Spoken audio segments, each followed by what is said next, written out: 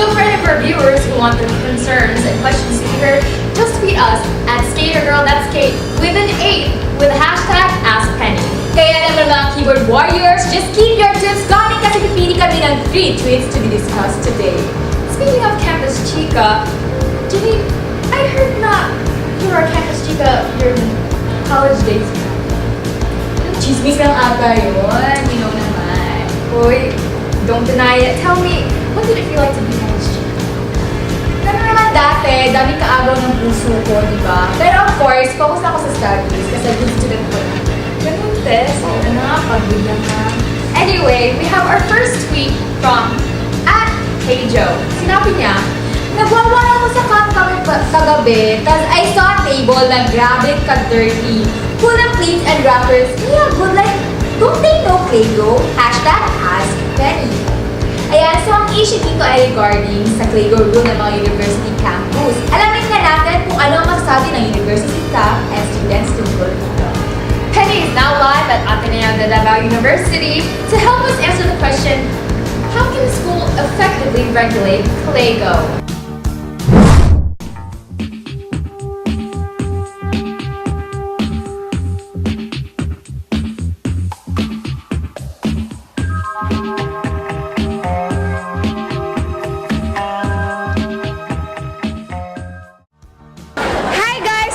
Si Penny at nandito tayo ngayon live sa Ateneo de Davao University sa cafeteria upang magtanong sa mga insights and opinions tungkol sa Claygo. My hair blows up when I'm alone. Hi, I'm Penny. I'm Josh. How can the school regulate the Claygo effectively? I think the school can regulate Claygo effectively if they would impose stricter fines and they would monitor the place more securely.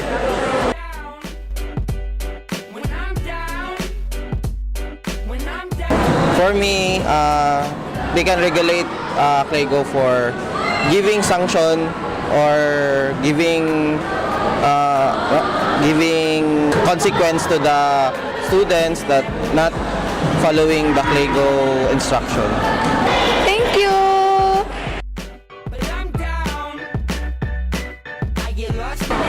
How can the school regulate Claygo effectively? Hi, I'm Sam, and I think we should properly educate the students. O ayan mga ka-Penny Boarders, ngayon na nalaman natin ang mga opinions ng ibang tao dito sa Ateneo. It's time para malaman natin kung ano ang masasabi ng expert. Back to you, Janine and Blanche. Thank you, Penny. And be careful skating, huh? Oo nga, baka mamaya magagalit na naman sa direct niyan. So, going back to the topic, para sa yung Blanche, feel mo ba na-effective talaga ang Claygo na rule or like charot lang siya for the schools to look good sa ibang tao? Well, I'm not sure, Jack, kasi ang mga students ba, like, they just expect the cafeteria people to, you know, maybe clean their plates and utensils after they eat. So, how about you, Jack? Hindi ko nga alam pero I know someone who does. Kaya siya naman ang tanungin natin. Wow, sige nga. Yeah, I think that's a good idea. Sino ba siya? Let's see what he has to say about the Claygo policy. Talking about Claygo, we have our Ecoteneo student unit head, Miss Elaine Ferrer. Currently, here in Jacinto campus for the Office of Ecoteneo, we are practicing Claygo, clean as you go. I believe that Claygo must be practiced in all levels in Jacinto campus, not just from our maintenance personnel, but including from the student level up to the administrative level. To effectively regulate Claygo, we must embody what our Ecoteneo believes and stands for. Let us not forget, Ecoteneo is us, and we are Ecoteneo. We will be moving on sa ating next tweet coming from Hey, It's Dan Gay. Ang sabi niya, my experience entering college felt just like high school. I was frequently bullied and the topic of gossip by the people around me. Hashtag AskPenny. Ano ba yan? College na? Tapos may bullying pa? Di ba nga, for me, bullying never really ends. Kasi pati sa trabaho, dinadala pati nila ang pagka-bully. I know. If that's so, then what can we do to stop bullying? Tanong na natin si Penny. I think she knows something about bullying. Feel mo ba na nabubuli si Penny? Ganon? I don't think sa mukha ni Penny, parang feel ko siya ang nambubuli. Diba? Siya ang nabubuli o siya ang bully? Siya ang bully. Ay, diba? Joke lang, Penny. Love ka namin sa studio. Di ba, Direk? Oo, wag ka magalit. Direk. Yan naman si Direk eh. Talagang, ano talaga si Direk? So, anyway, so Penny is back to give us answers to the questions. What are the emotional effects of bullying and how can we prevent bullying? Uy, grabe si Janino ang bully talaga. Anyway, andito na naman tayo nagbabalik to tackle another issue which is bullying. Kaya tara guys, samahan niyo ako. You hear me when I'm down, when I'm down, when I'm down, when I'm down.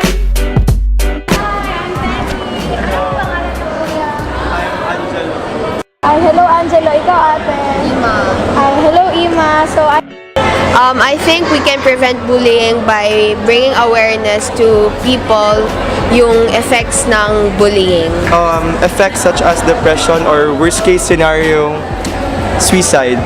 So, yun. Thank you Angelo and Ima. I shut my eyes and my mouth and my legs just gave out. Now that we know what the public thinks about bullying, it's time para malaman natin kung anong advice ang mabibigay ng mga experts. Back to you, Janine and Blanche. Thank you once again, Penny. And speaking of bullying, Blanche, do you think na ang anti-bullying law ay nakakatulong sa mga victims ng bullying? If you think about it, kahit na-implement na ang anti-bullying law and everything, there are still people who suffer from bullying. Also, I was wondering din if the anti-bullying law regulates ang penalties sa mga tao na nang-bully ng bullying. Oo nga, no?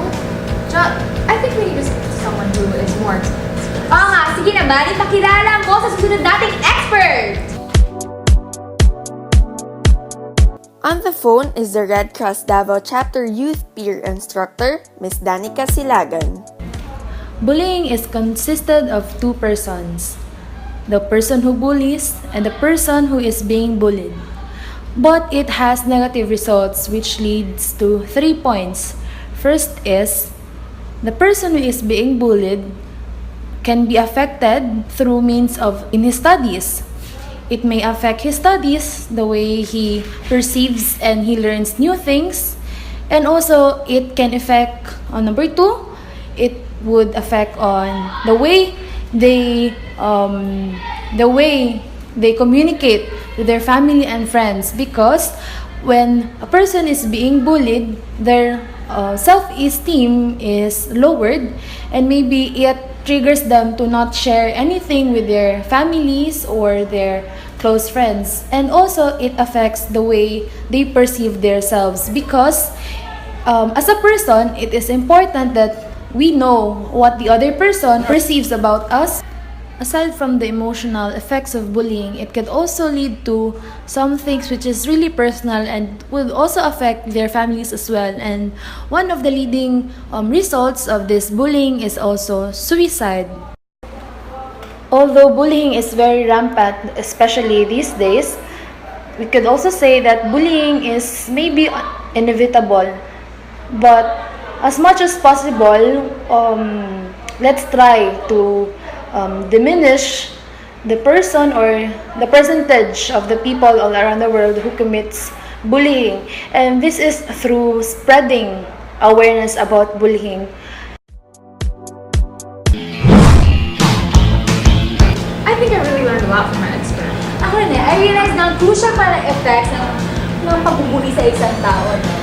Hindi natin alam kung bully na palang ginagawa natin. Ganun talaga.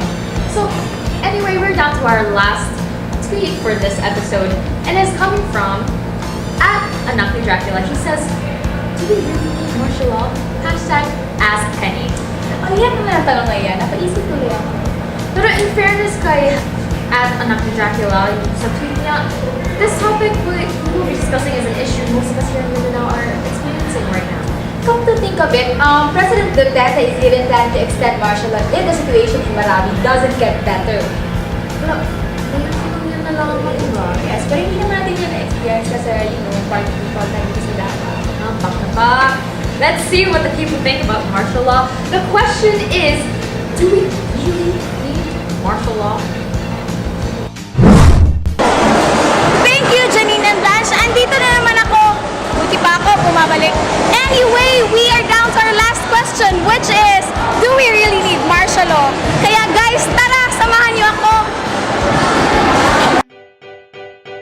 Inside out, I might explode. I shut my eyes. Hi, I'm Penny. Anong pangalan niyo, ate? Charm. Oh, hi, Char. My question ako for you. So, do we really need martial law in Mindanao? For me, yes, kailangan ang martial law dito sa Mindanao because after all that has happened, martial law is one of the best solutions na pwede magawa ni Duterte para ma-solve ang mga conflict and issues dito sa area. Sige, thank you, Char. Welcome. I think we need martial law because when we talk about terrorism, it is not exclusive to a particular region or to a particular city. So the implementation of martial law on the entirety of Mindanao is not just because of the terrorism inside Marawi City, but it is to prevent the spread of terrorism to the entirety of Mindanao itself. Thank you.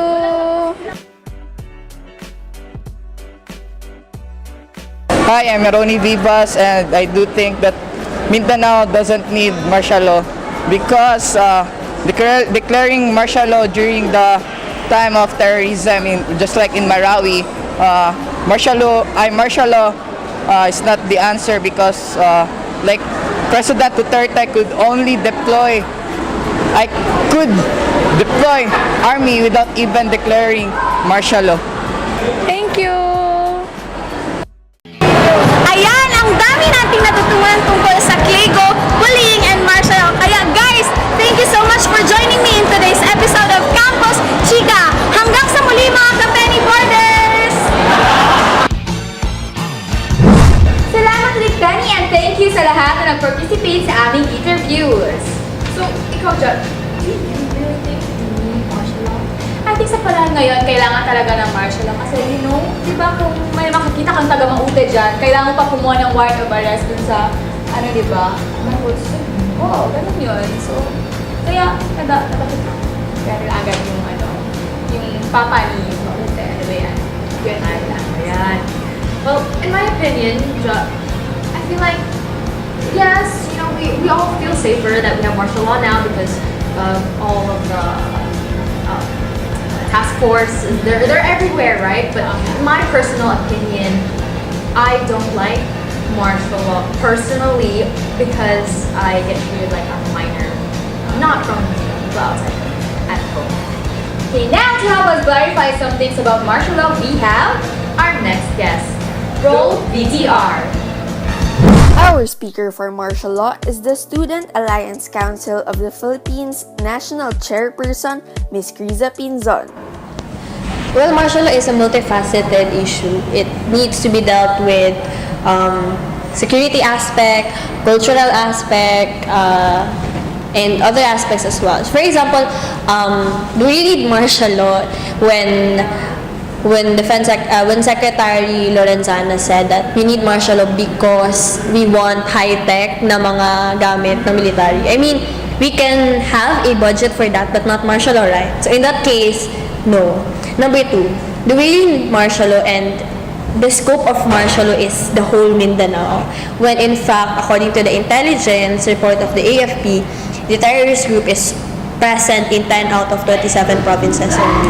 So, do we need martial law in the whole Mindanao? I think in that case, no.